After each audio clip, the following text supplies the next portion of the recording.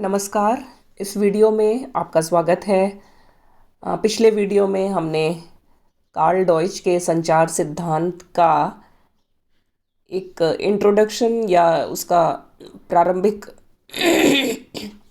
अध्ययन और उसकी व्याख्या करने का प्रयास किया था।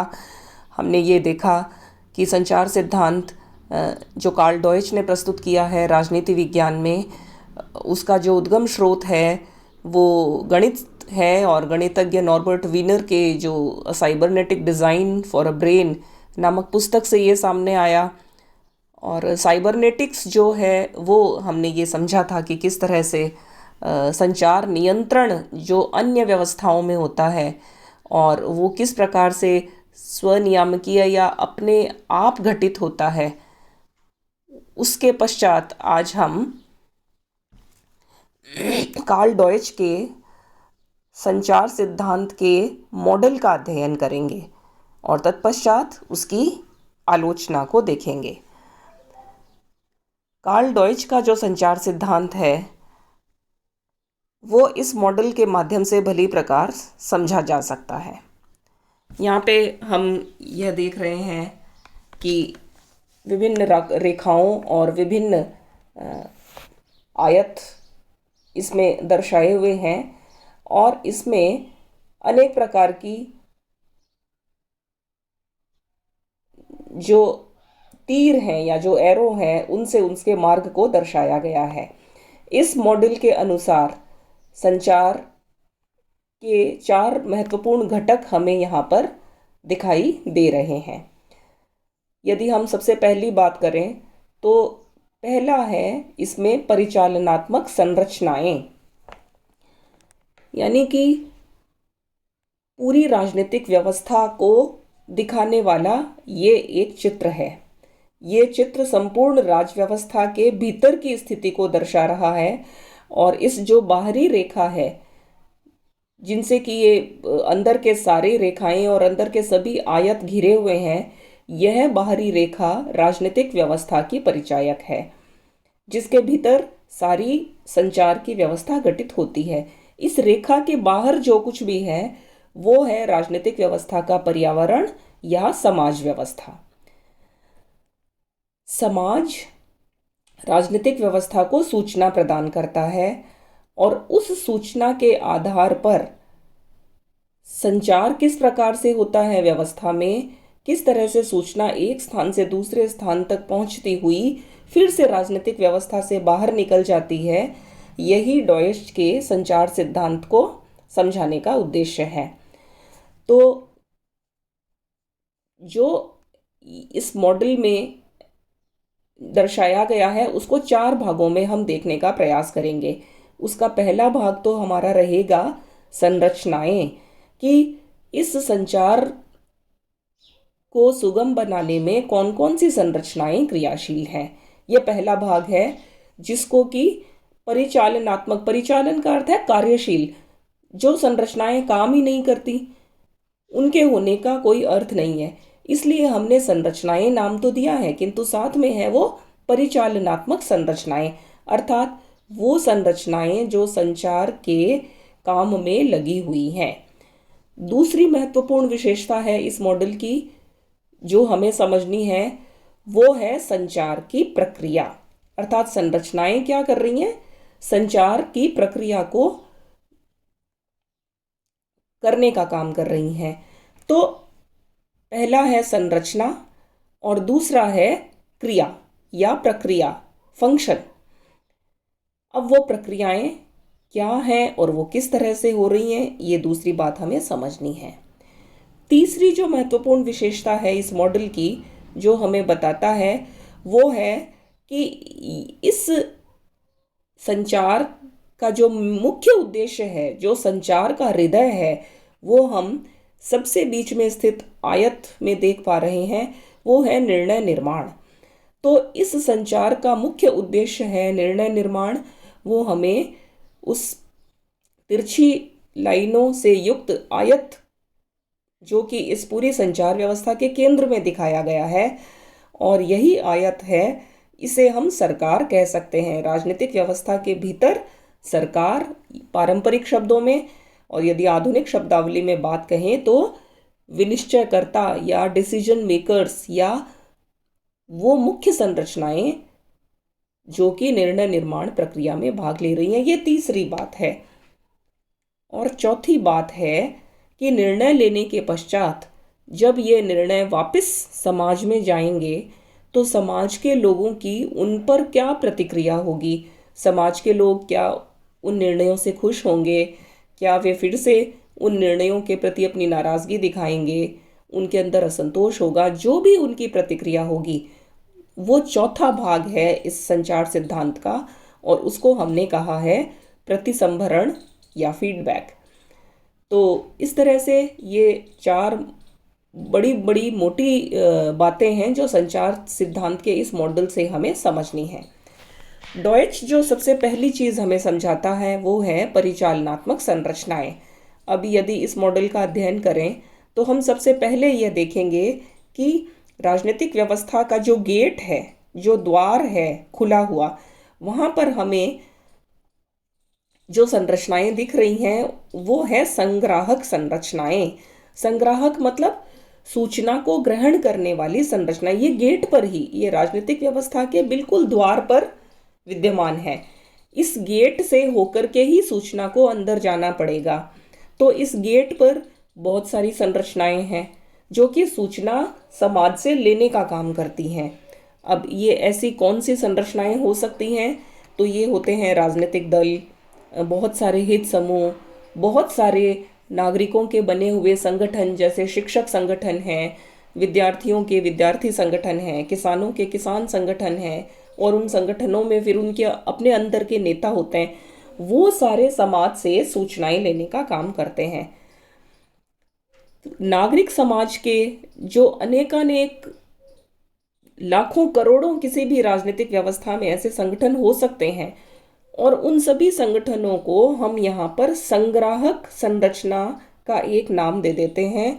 उनका काम है समाज से जो भी मांग है, समर्थन है, जो भी सूचनाएं हैं जो समाज राजनीतिक व्यवस्था को देना चाहता है, समाज सीधा अंदर नहीं घुस पाएगा, क्योंकि राजनीतिक व्यवस्था की उतनी क्षमता ही नहीं है कि समाज के सभी लोग एक एक करके अंदर आए और व्यवस्था से अपनी बात करें। ऐसा तो संभव ही नहीं है। तो समाज का प्रतिनिधित्व करने वाले ये जो संगठन है, ये द्वार पर हैं। ये समाज से भी डील कर रहे हैं और राजनीतिक व्यवस्था से भी डील कर रहे हैं। ये संग्राहक संरचनाएं संचार को सुगम बनाने के लिए क्या करती हैं? सबसे पहले तो सूचना को प्राप्त करती हैं। सूचना को प्राप्त करके उनको अपने ही स्तर पर इन सूचनाओं का वर्गीकरण करती है, क्योंकि सूचनाएं जो आती हैं वो समाज से, वो बहुत बिखरी हुई आ सकती हैं, बहुत अस्पष्ट स्वरूप वाली आ सकती है, बहुत रिपीटेटिव भी आ सकती है। उनमें इतना रिपीटेशन हो सकता है कि यदि एक एक सूचनाओं को भेजेंगे तो कोई अर्थ 10,000 सूचनाओं को मिला करके उसकी एक सूचना को के रूप में उसको किया जा सकता है। फिर वो संग्राहक यह भी देखते हैं कि सूचनाएं जो है तथ्यात्मक तो सही तो है, कोई झूठी बातें तो नहीं आ रही हैं पीछे से। अगर ऐसे झूठ ही झूठ आएगा तो उसके ऊपर निर्णय आगे लेना ही कठिन हो जाएगा। इस तरह सूचनाओं को स्कैन किया जाता है, अर्थात यह देखा जाता है कि सूचना का तथ्य या आंकड़े सही तो हैं या नहीं है। फिर उनको रिड्यूस किया जाता है, उनके मात्रा को कम किया जाता है, उनकी क्वालिटी को बढ़ाया जाता है, उनका वर्गीकरण किया जाता है, और जो सूचनाओं का एक बेतरतीब पहाड़ जो ये प्राप्त करते हैं उसको बहुत ही सुव्यवस्थित तरीके से ये उस क्रिया को अंजाम देते हैं और उसको आगे बढ़ाते हैं।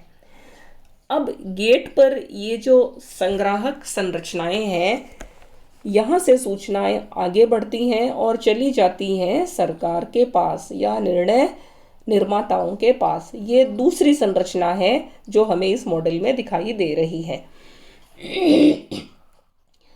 निर्णय निर्माता या जो सरकार है वो इन प्राप्त सूचनाओं पर अपने भीतर ही अपना एक अध्ययन प्रस्तुत करती है। वो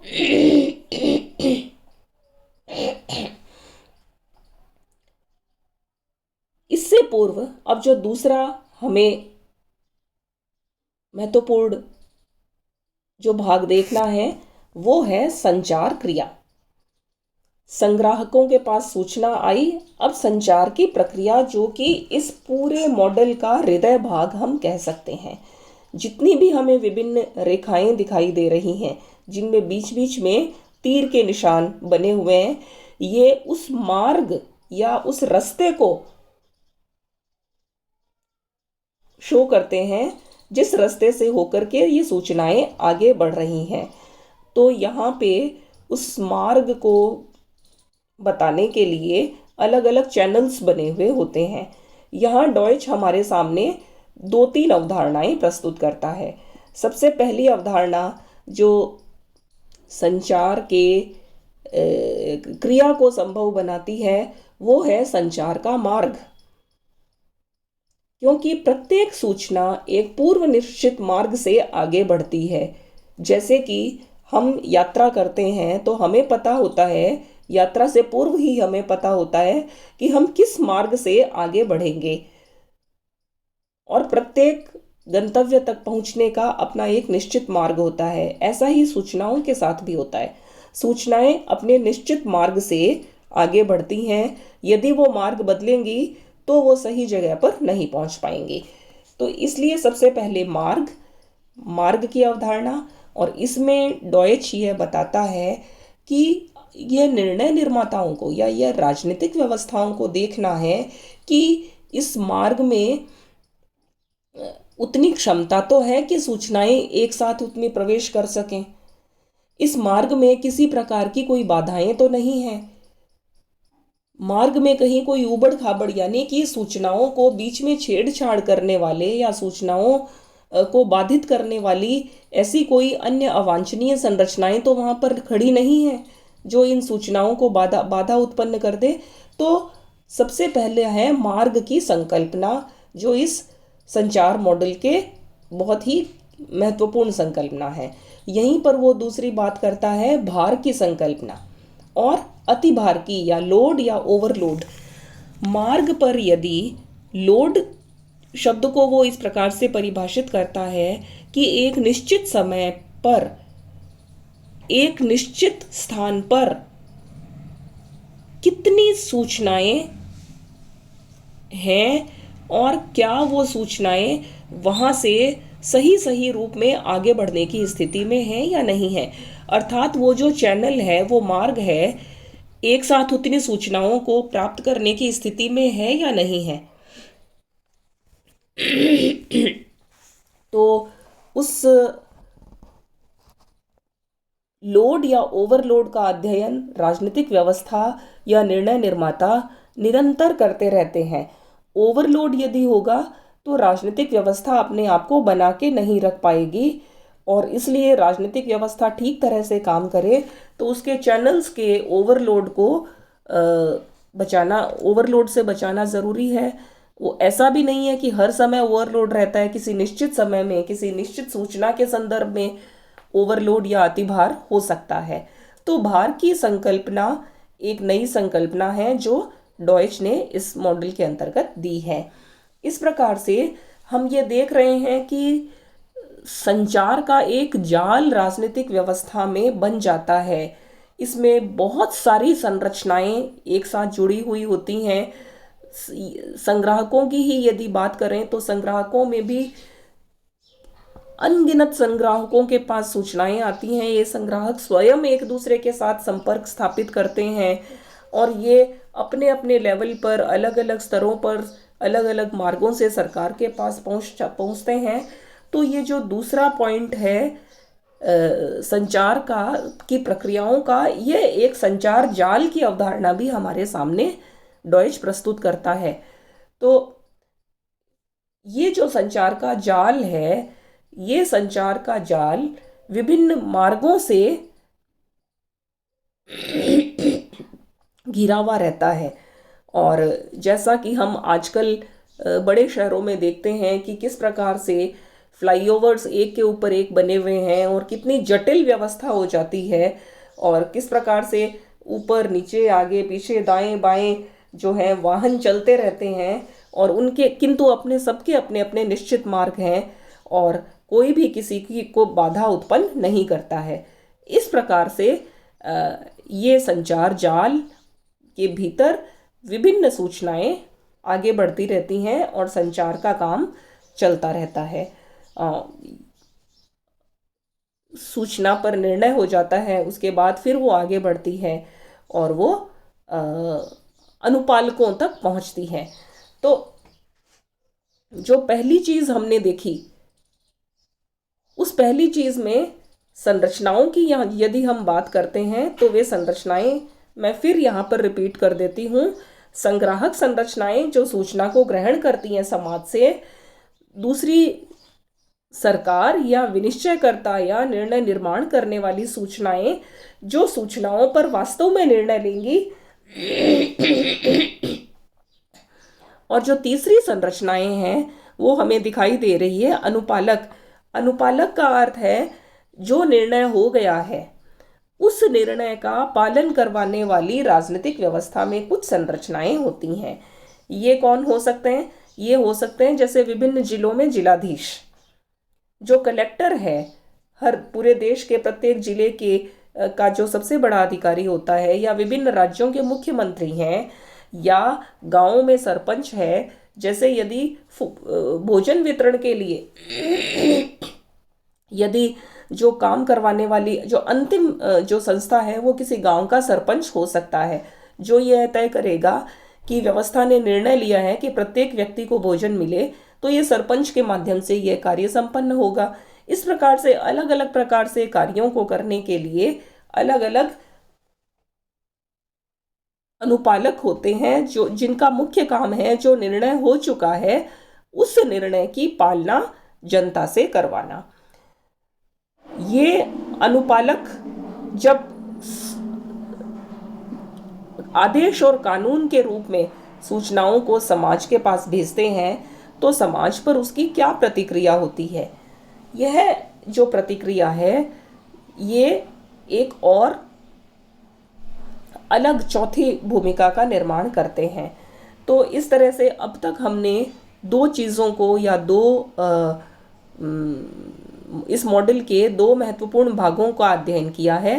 पहला संरचनाएं जो इसमें लगी हुई हैं, दूसरा संचार की प्रक्रिया, और तीसरा अब हम देखेंगे जो महत्वपूर्ण भाग है वो है निर्णय निर्माण या विनिश्चयकर्ता, और पारंपरिक भाषा में इसको कहें कि सरकार।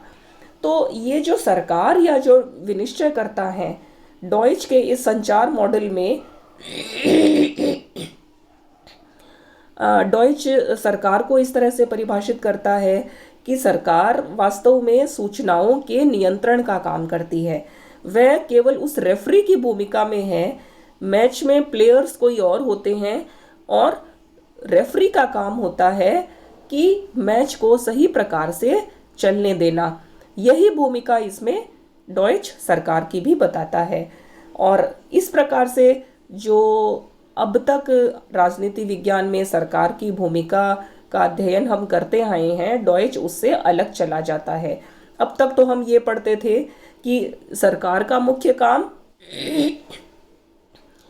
कानून के डर से, भय से या भौतिक शक्ति के दबाव से वो अपने आदेशों का पालन करवाती है।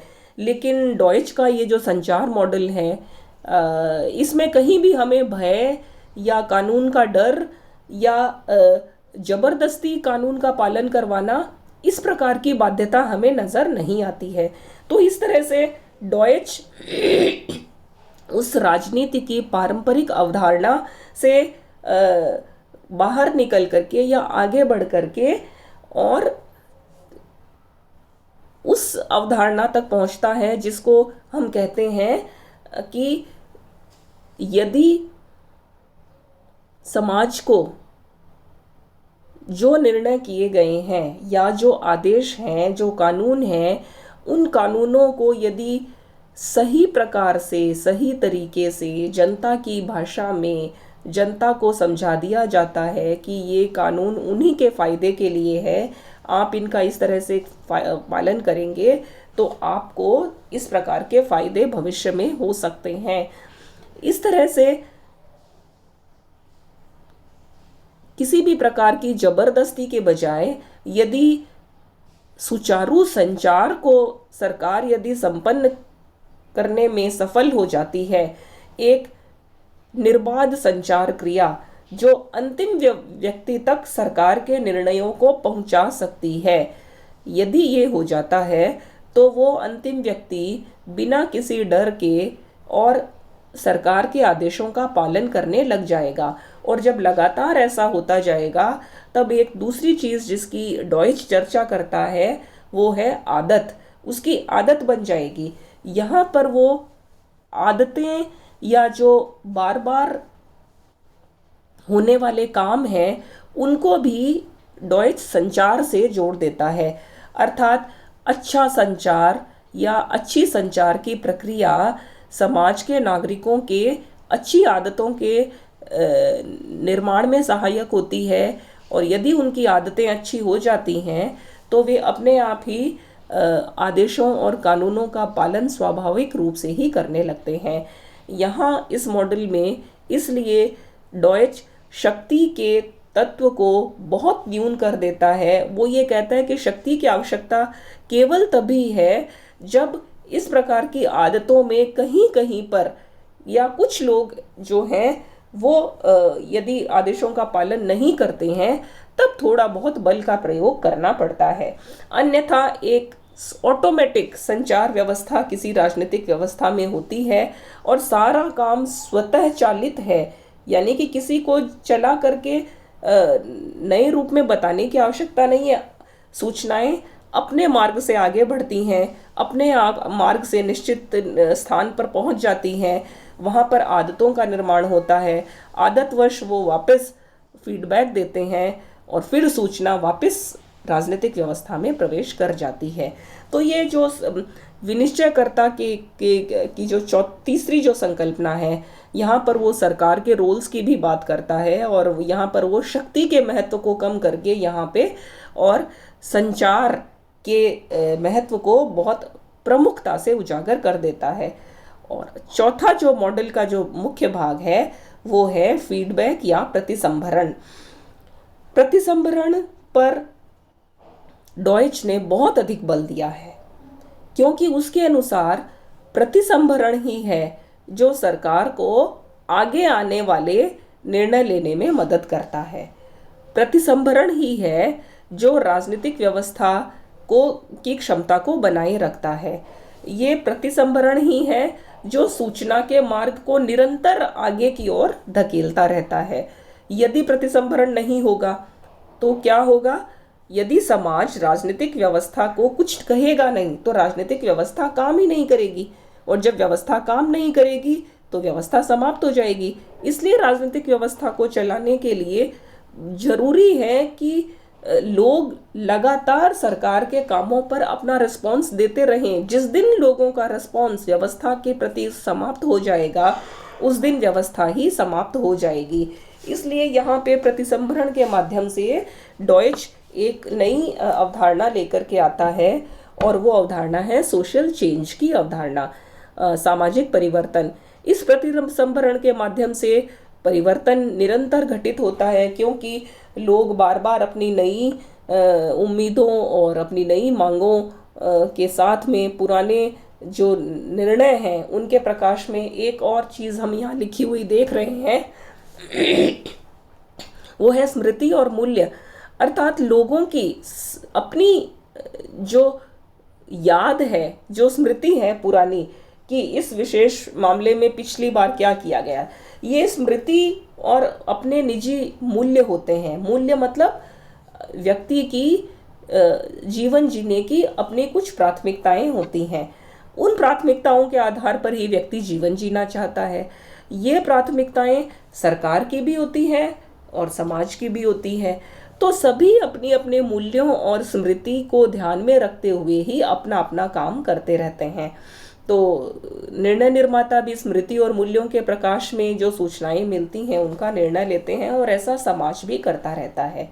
तो इस तरह से प्रतिसंभरण के माध्यम से आगे आने वाली जो पीढ़ियां हैं वो अपनी स्मृति और अपनी नई आवश्यकताएं और अपने मूल्यों के हिसाब से फिर फीडबैक करती रहती हैं। इस प्रकार से समय के साथ में समाज में परिवर्तन भी आता रहता है और प्रतिसंभरण की क्रिया चलती रहती है।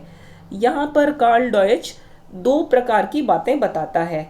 हम देखते हैं कि देखिए ये सूचना का जो मार्ग है, यहाँ दो चीजें घटित हो रही हैं। एक तो प्रतिसंभरण भी चल रहा है और साथ ही साथ सूचना भी आगे बढ़ रही है। यानी कि सूचना का मार्ग वही, उसी मार्ग से सूचना भी आगे बढ़ रही है और उसी मार्ग से प्रतिसंभरण या सरकार के कामों का फीडबैक भी आगे बढ़ रहा है। यानी कि दोनों दो चीजें एक साथ हो रही हैं और दोनों बिल्कुल मिली जुली हैं। हम इसको अलग से डिफाइन नहीं कर सकते कि इनमें से कौन सा तो प्रतिसंभरण है और कौन सी नई सूचना है। दोनों एक ही रूप में एक साथ आगे वे बढ़ते रहते हैं। प्रतिसंभरण की जब बात करता है तो वो यहाँ पे कुछ नई संकल्पनाएं फिर लेकर के आता है।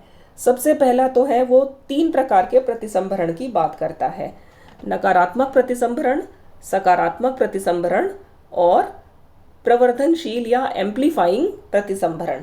नकारात्मक प्रतिसंभरण वो होता है कि जब मैंने किसी आदेश के बारे में सरकार को फीडबैक दिया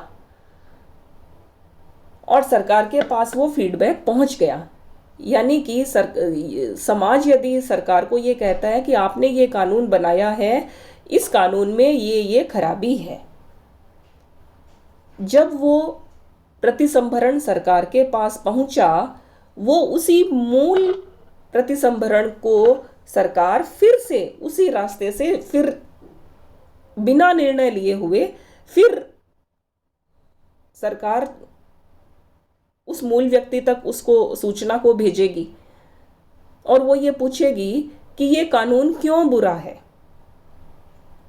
समाज कहता है कि आपका कानून बुरा है। वो आगे ये निर्णय लेने से पहले कि मैं इस बुराई को दूर करूं, सरकार फिर से समाज को पूछता है कि ये कानून क्यों बुरा है। तो यह जो प्रतिसंभरण है कि मूल क्रिया हुई, सरकार के पास पहुंची और सरकार ने उस मूल क्रिया को वापस लोगों तक भेजा कि आप बताइए कि क्यों बुरा है, ताकि उसके प्रकाश में हम नए निर्णय लेंगे। इस प्रकार से ये जो प्रतिसंभरण है ये नेगेटिव फीडबैक कहलाता है।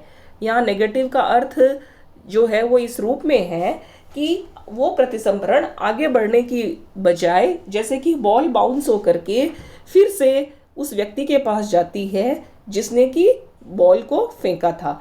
तो यही स्थिति है कि जहाँ से वो ओरिजिनेट हुआ है वहीं पे वापस पहुँचता है किसी निश्चित नए प्रश्न के साथ कि भाई ऐसा क्यों है। दूसरा है सकारात्मक प्रतिसंभरण। इसको यह एक बहुत सरल संक्रिया है कि जब आगे बढ़ना है, जिसका अपने सही रास्ते से, जैसे कि कोई सूचना व्यवस्था में आई, उस पर निर्णय हुआ, अनुपालकों ने उस पर निर्णय करवाया, अब वो अपने रास्ते से आगे बढ़ करके फिर से समाज के पास चला जाएगा। ये है पॉजिटिव। और तीसरा है एम्प्लीफाइंग या प्रवर्धनशील प्रतिसंभरण। ये सरकार को की पीठ थपथपाना, इसको हम कह सकते हैं कि सरकार को ये कहना कि हाँ आपने जो काम किया है वो हमारे भले के लिए, वो बहुत अच्छा है। जब ऐसा होता है तो सरकार में भी नई ऊर्जा और ताकत का संचार होता है। यहाँ पर वो 4 और मुख्य अवधारणाओं की चर्चा करता है और वो है लोड, जिसकी चर्चा हम पहले ही कर चुके हैं, भार कि एक निश्चित मार्ग पर कितनी सूचनाएं हैं। दूसरा है लैग। यहाँ लैग का अर्थ पैर नहीं है, यहाँ पर लैग का अर्थ है पीछे रह जाना, पश्चता, पीछे रह जाने को कहते हैं कि सूचना पीछे रह गई।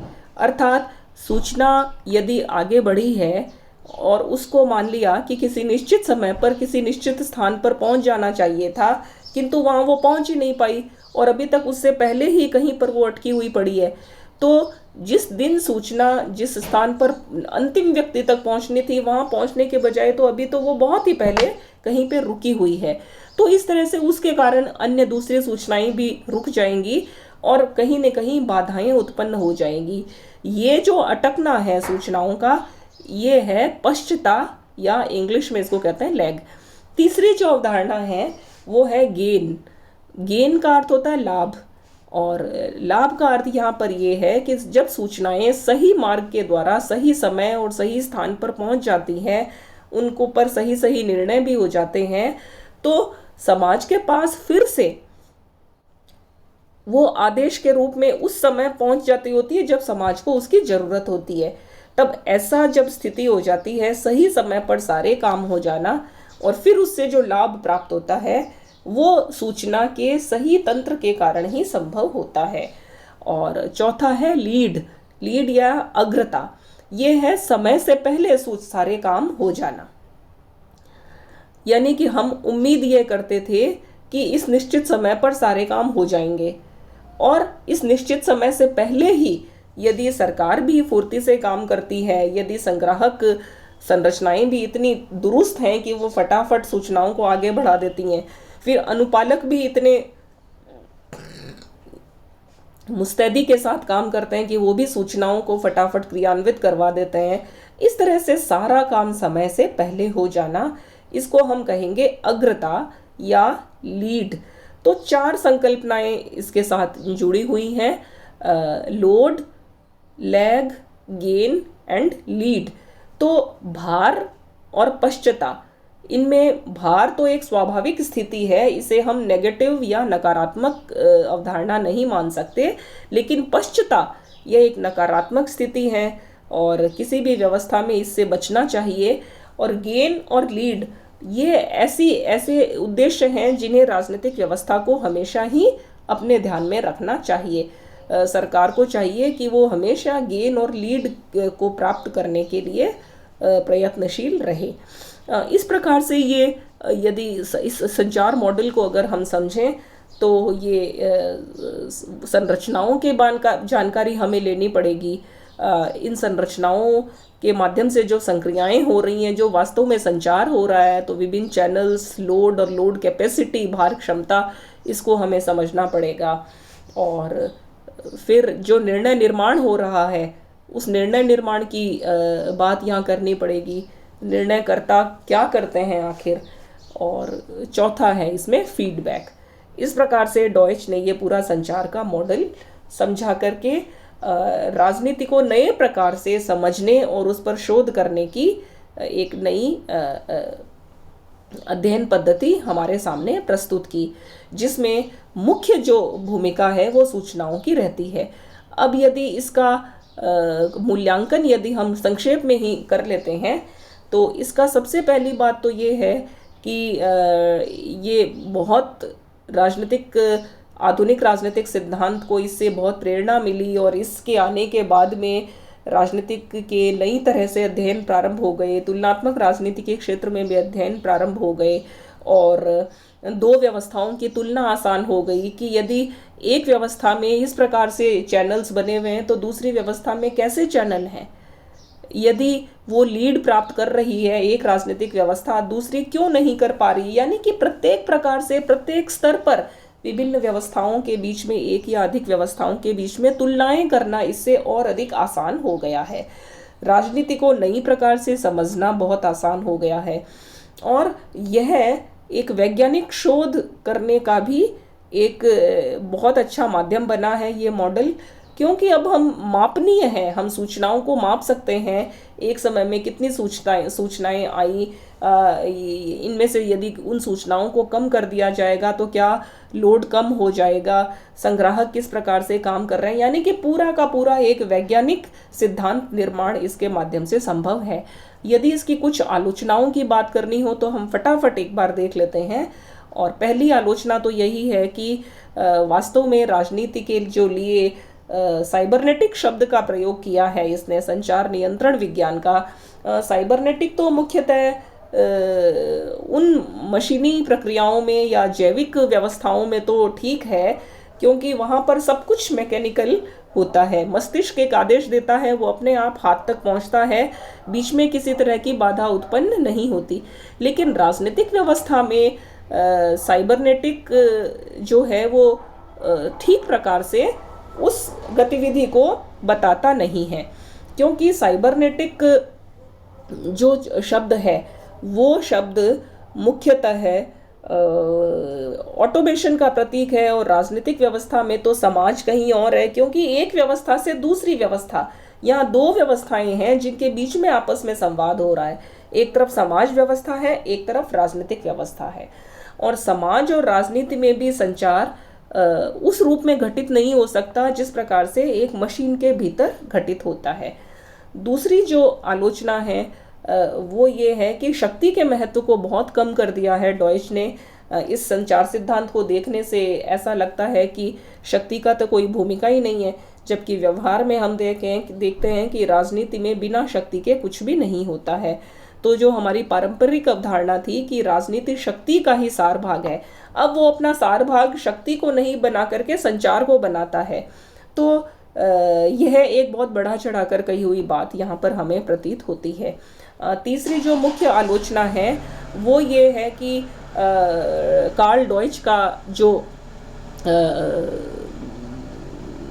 तरीका है वो औद्योगिक समाजों के लिए तो ठीक है, अमेरिका इत्यादि में इस प्रकार की सूचनाओं का जाल है वो बहुत अच्छी तरीके से हो सकता है, विकसित समाजों के लिए ठीक है, लेकिन अविकसित और विकासशील समाजों को का अध्ययन इस तरीके से हम नहीं कर सकते हैं।